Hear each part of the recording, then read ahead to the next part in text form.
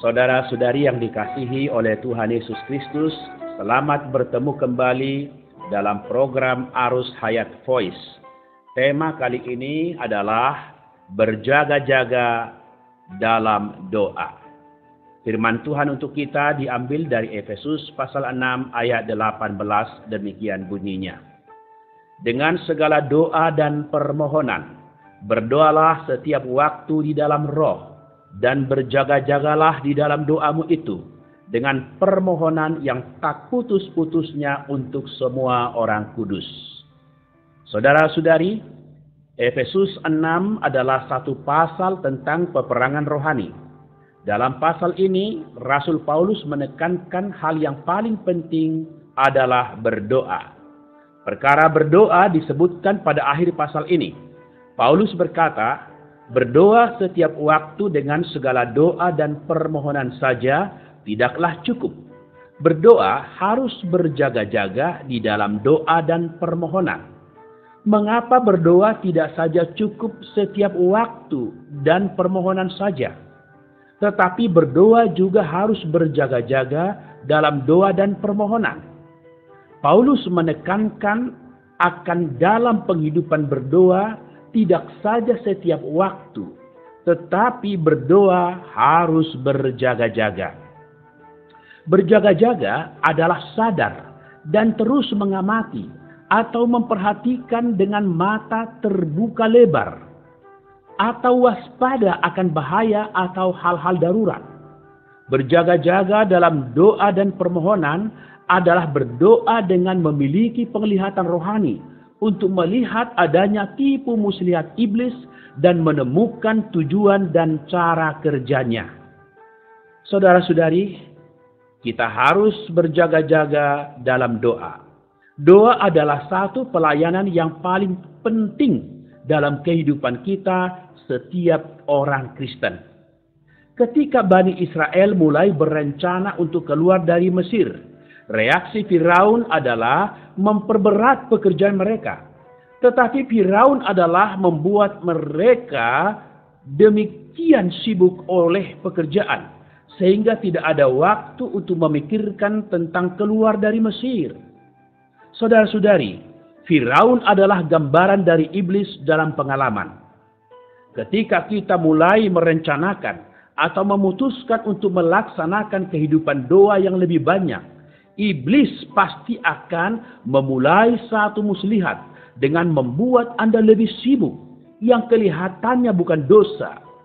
Bahkan juga memakai tipu muslihat yang kelihatannya perkara yang rohani, membiarkan kita bergairah dalam pelayanan, tetapi pada diri kita tidak ada kesempatan untuk berdoa.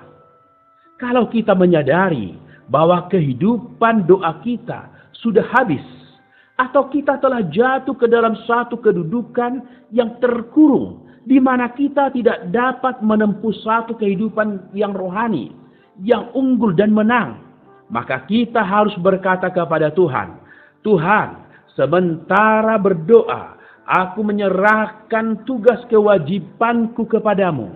Jangan biarkan perkara apapun menggagalkan aku atau merusak waktu doaku.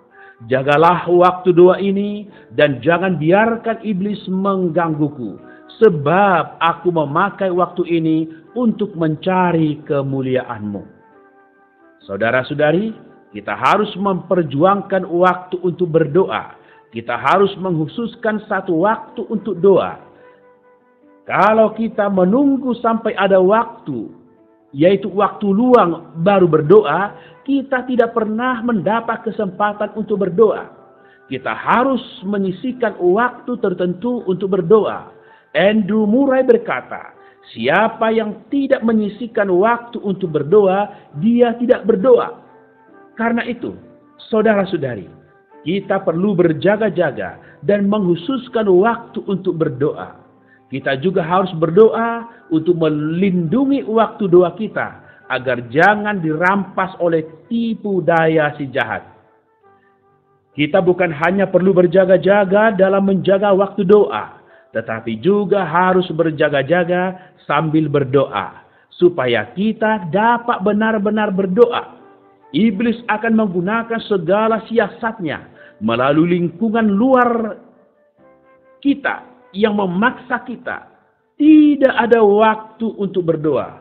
Bahkan saat kita sudah berlutut berdoa, ia masih akan memakai segala macam tipu daya untuk menghambat kita berdoa. Tadinya pikiran kita jernih dan angan-angan kita terkonsentrasi sebelum berdoa. Tetapi begitu berlutut untuk berdoa, pikiran kita mulai kacau.